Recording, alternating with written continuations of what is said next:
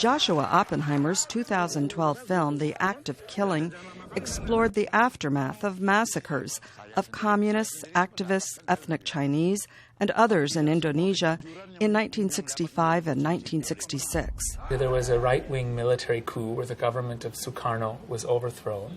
This was supported by most of the Western world, including the United States.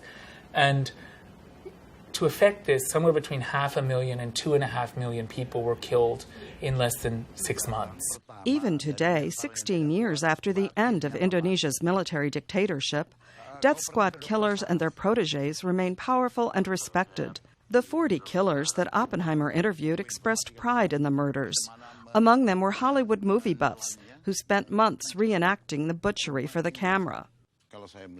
Now, Oppenheimer has followed up the Oscar-nominated Act of Killing with The Look of Silence, which focuses on survivors, in particular an optician named Adi. His older brother, Ramli, was killed by a death squad composed of teachers from the local elementary school.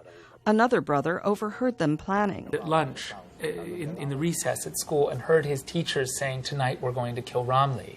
And he had to go home that night and tell his mother what his teachers said. Ramli was indeed killed that night. And the next day, what did she have to do? She had to send her other children back to that school to be taught by her son's murderers. Decades later, victims' families were still stigmatized and banned from many professions. Even now, Indonesian schoolchildren are taught that the killings were necessary. It's not talked about as a genocide, it's talked about as the heroic extermination of the Indonesian left, and what's taught is that they somehow deserved what happened to them. Survivors remained silent and fearful, but that has begun to change in the last few years as millions of Indonesians viewed the act of killing in free downloads. For the first time, Oppenheimer says, some of the country's mainstream media and a few public officials are speaking of the killings as a genocide, although efforts to set up a Truth and Reconciliation Commission have so far failed.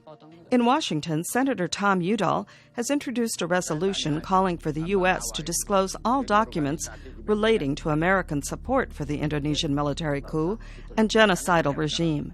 Carolyn Weaver, VOA News, New York.